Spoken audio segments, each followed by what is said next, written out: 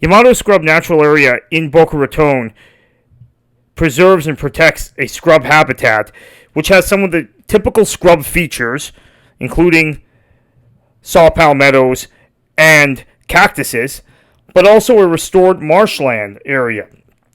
And Yamato Scrub also features the coastal dunes, probably the southernmost area of coastal dunes that tend to run from Palm Beach County up through St. Lucie and Indian River.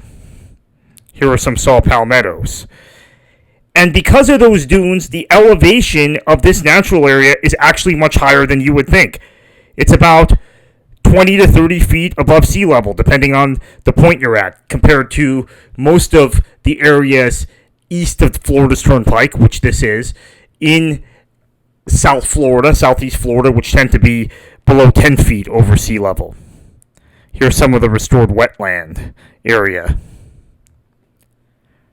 And this elevation of 25 to 30 feet you see in various points across Palm Beach County and Martin, St. Lucie, and Indian River, Juno area, Juno Beach area, the area around Hope Sound. You get an elevation near the sea, near along US 1, as high as 25 to 35 feet. Here's some cactuses again and the restored wetlands. Thank you for watching.